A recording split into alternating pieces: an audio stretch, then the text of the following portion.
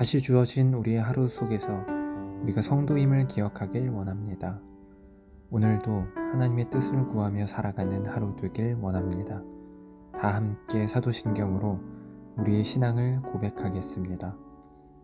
전능하사 천지를 만드신 하나님 아버지를 내가 믿사오며 그 외아들 우리 주 예수 그리스도를 믿사오니 이는 성령으로 잉태하사 동정녀 마리아에게 나시고 본디오 빌라도에게 고난을 받으사 십자가에 못 박혀 죽으시고 장사한 지 사흘 만에 죽은 자 가운데서 다시 살아나시며 하늘에 오르사 전능하신 하나님 우편에 앉아 계시다가 저리로서 산 자와 죽은 자를 심판하러 오시리라.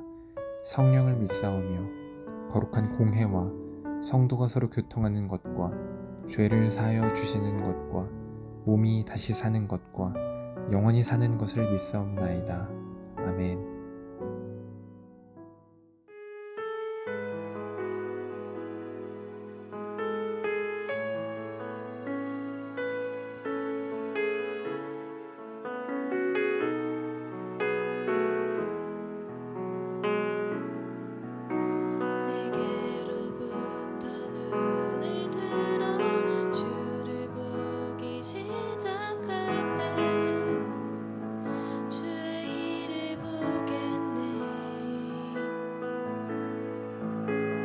작은 마음 돌이키사 하늘에 꿈꾸게 하네.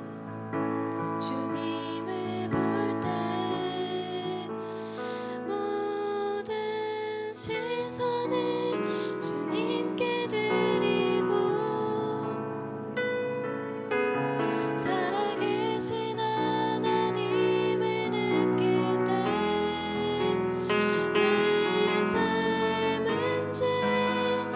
역사가 되고 하나님이 일하기 시작하네. 성령이 나를 변화시켜 모든 두려움 사라질 때 주의 일을 보겠네.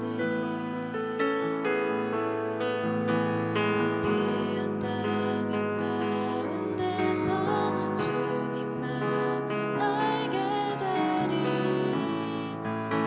주님을 볼 때 모든 시선을 주님께 드리고 전능하신 하나님을 느낄 때 세상은 주의 나라가 되고 하나님이 일하기 시작하네. 모든 시선을 주님께 드리고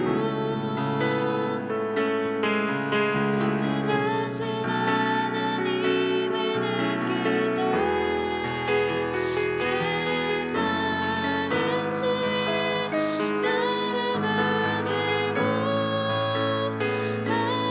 하나님이 일하기 시작하네.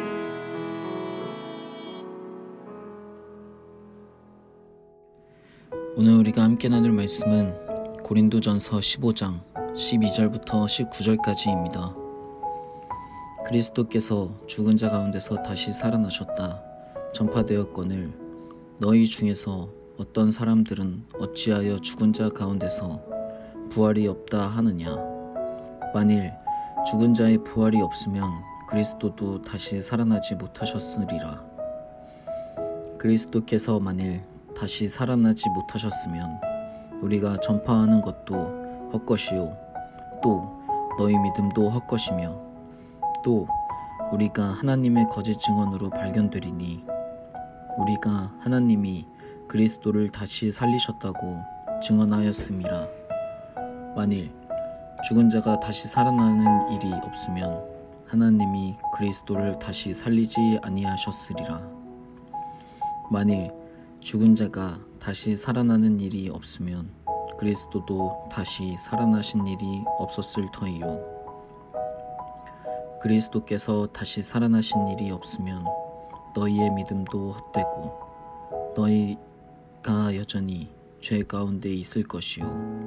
또한 그리스도 안에서 잠자는 자도 망하였으리니 만일 그리스도 안에서 우리가 바라는 것이 다만 이 세상의 삶뿐이면 모든 사람 가운데 우리가 더욱 불쌍한 자이리라. 아멘. 반갑습니다. 오늘 고린도전서 15장 12절부터 19절까지를 중심으로 부활이라는 주제의 말씀을 함께 나누겠습니다. 바울은 복음에 대해서 설명합니다. 복음은 예수 그리스도입니다. 우리 예수님의 오심과 죽으심과 부활이 우리를 살릴 유일한 소식입니다. 그래서 오직 예수님만이 유일한 복음이십니다. 우리 예수님은 우리의 죄를 대신 지시고 십자가에서 죽으셨습니다. 모든 죄는 반드시 그 사람을 죽음으로 끌고 가는데 그래서 죄의 값은 사망이라고 부르는 거고 그 사망이 우리의 것인데 예수님께서 우리를 대신해서 십자가에서 죽으신 것입니다. 그런데 예수님은 죽음에 넘겨지셨지만 우리처럼 죽음에 대해서 무능하신 분이 아니었습니다. 우리 예수님은 죽음을 이기셨습니다. 우리 예수님께서 십자가에 죽으셨지만 3일 만에 죽음을 이기시고 다시 살아나셨습니다. 그래서 예수님을 믿는 우리 모든 성도들 역시 한 번 죽지만 예수님께서 부활하신 것처럼 우리도 부활해서 영원히 하나님과 함께 살게 될 것입니다. 그래서 예수님은 단지 우리와 고통을 함께 지시는 그 위로를 넘어서서 우리를 영원한 죽음에서 영원한 생명으로 옮기신 소망의 주님이 되시는 겁니다. 그게 예수님이 우리의 해답이 되시는 이유입니다. 그런데 오늘 본문을 보면 어떤 사람들은 예수님의 오심과 죽으심까지는 믿고 인정했지만 부활은 인정하지 않으려는 사람들이 있었습니다. 12절입니다. 그리스도께서 죽은 자 가운데서 다시 살아나셨다 전파되었거늘 너희 중에서 어떤 사람들은 어찌하여 죽은 자 가운데서 부활이 없다 하느냐. 정확히 말하면 그들은 예수님의 부활을 믿기는 믿었지만 성도들도 예수님처럼 똑같이 부활할 거라는 사실을 믿지 못했던 겁니다. 그래서 바울은 만일에 성도들이 부활하지 못한다면 예수님도 부활하시지 못한 거다 이렇게 말합니다. 13절입니다. 만일 죽은 자의 부활이 없으면 그리스도도 다시 살아나지 못하셨으리라. 그러나 우리가 잘 아는 것처럼 우리 예수님은 신적 능력으로 혼자 부활하시고 끝난 게 아니고 부활로서 우리 모두가 갈 길을 보여주신 겁니다. 그것을 부활의 첫 열매가 되셨다고 다음 본문에서 말하죠. 20절입니다. 그러나 이제 그리스도께서 죽은 자 가운데서 다시 살아나사 잠자는 자들의 첫 열매가 되셨도다. 결국에 우리 예수님은 부활의 첫 열매가 되심으로 예수님을 믿고 따르고 그 길을 걷는 우리 모든 성도들 역시 한 번 죽는 것은 정해져 있지만 다시 부활해서 하나님의 영광에 참여하게 될 것을 말씀하시는 겁니다. 그래서 바울은 어떤 사람들이 말하는 것처럼 정말 그리스도께서 다시 살아나지 못하셨다면 우리가 전파하는 것도 헛것이고 그러면 그 부활을 믿는 너희의 믿음도 헛것이고 하나님의 사도라고 하는 모든 사람들 역시 거짓 증인밖에 안 되는 건데 그럴 수 없다 이렇게 말합니다. 14절입니다. 그리스도께서 만일 다시 살아나지 못하셨으면 우리가 전파하는 것도 헛것이요 또 너희 믿음도 헛것이며 또 우리가 하나님의 거짓 증인으로 발견되리니 우리가 하나님이 그리스도를 다시 살리셨다고 증언하였음이라. 만일 죽은 자가 다시 살아나는 일이 없으면 하나님이 그리스도를 다시 살리지 아니하셨으리라. 만일 죽은 자가 다시 살아나는 일이 없으면 그리스도도 다시 살아나신 일이 없었을 터이요. 특별히 그럴 수 없는 가장 큰 이유가 뭐냐면 17절 때문입니다. 그리스도께서 다시 살아나신 일이 없으면 너희의 믿음도 헛되고 너희가 여전히 죄 가운데 있을 것이라. 자, 하나님의 약속은 뭡니까? 구약 내내 우리에게 주셨던 하나님의 약속은 우리의 죄를 사하셔서 우리의 영원한 구원자가 되신다는 겁니다.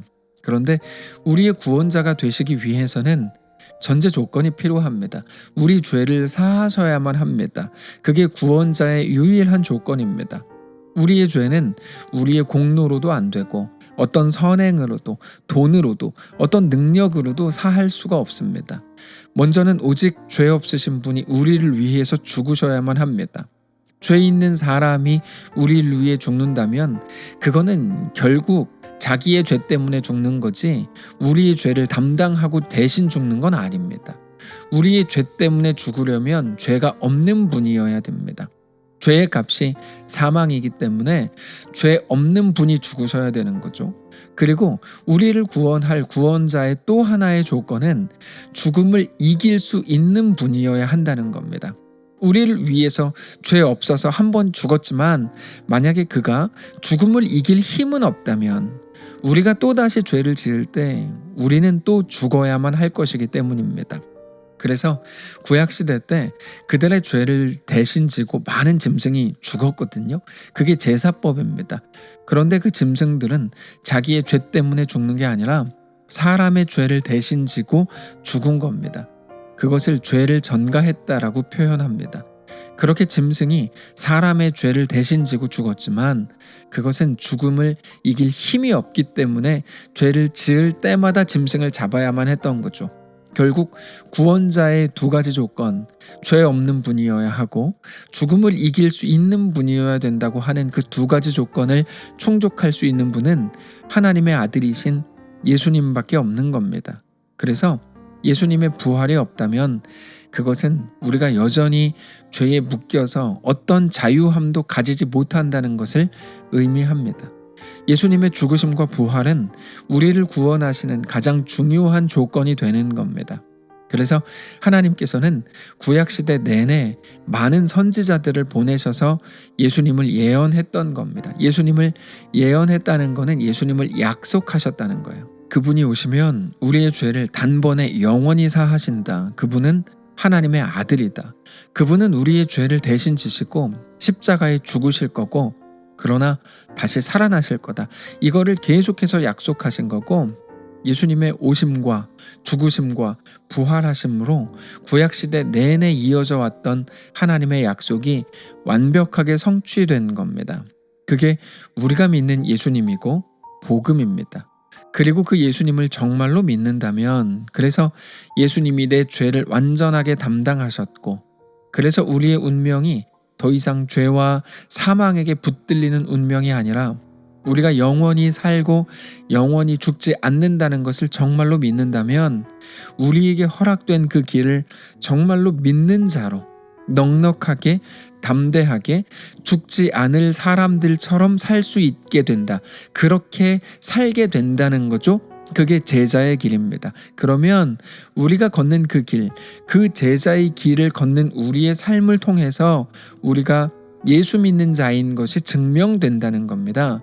그게 우리가 예수를 믿는 그리스도인이라고 하는 사실에 대한 유일한 증거가 되는 겁니다. 그래서 믿지 않으면서 믿는 것처럼 하던 모든 사람들이 가장 불쌍한 자인 것이죠. 그들은 믿을 수 있는 모든 것을 가졌지만 끝내 믿지 않는 자의 자리에 서게 되기 때문입니다. 18절입니다.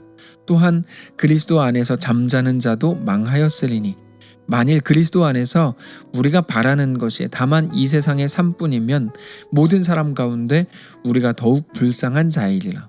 우리가 바라는 것이 이 세상의 삶뿐이라면 예수를 믿어서 이 땅에서 더 잘되고 더 건강하고 더 걱정 없이 사는 게 전부라면 그게 우리의 유일한 소망이라면 그 사람은 모든 사람 가운데 가장 불쌍한 사람이라는 거죠. 왜 그렇습니까?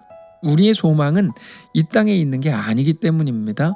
우리의 소망은 오직 하늘에 있는 것이기 때문입니다. 이 땅을 사는 모든 사람들의 가장 강력한 소망은 죽지 않는 거죠. 죽음에 매여 있으니까요. 죽음이라는 거는 그 범위가 엄청 넓은데 모든 종류의 죽음을 피하는 것이 이 땅을 사는 모든 사람들의 가장 큰 소망입니다. 근데 우리는 부활을 믿기 때문에 더 이상 죽지 않는 것, 망하지 않는 것, 바보 소리 듣지 않는 게 우리의 소망이면 안 된다는 거죠. 아니, 그럴 수가 없다는 겁니다. 이미 죽지 않는데, 죽어도 사는데 여전히 죽지 않는 게 소망일 수가 있냐? 그럴 수 없다, 그 말입니다. 사랑하는 성도 여러분, 오늘 본문의 이 말씀을 잘 기억하시기를 바랍니다. 예수님이 오셨고 우리를 위해 죽으셨고 우리보다 먼저 부활하셔서 우리도 한 번 죽지만 결국에는 우리 주님과 함께 같은 자리에서 살아나 영원히 하나님과 함께 거할 것을 믿으시기 바랍니다. 그 부활을 확신함으로 더 이상 우리의 소망이 이 땅에 묶이지 않게 되시기를 바랍니다.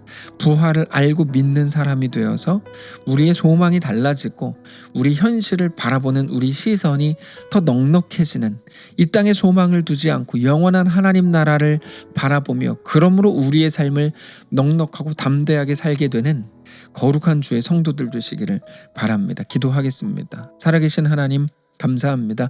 우리의 삶을 맡아주시기를 원합니다. 우리에게 성령을 부으셔서 주의 말씀을 깨닫게 하시고 하늘의 소망을 두는 자들로 다 살아갈 수 있도록 인도해 주시옵소서. 우리의 소망 되신 살아계신 예수님의 이름으로 기도합니다. 아멘. 사랑하는 성도 여러분, 하나님께서 오늘 하루를 우리에게 허락하셨습니다. 오늘 이 말씀을 기억하심으로 우리 소망이 하늘에 있고 우리 소망이 부활로 시작된 것을 깨닫고 그렇게 우리의 삶을 더 넉넉한 성도들로 살게 되시기를 주님 이름으로 축복합니다.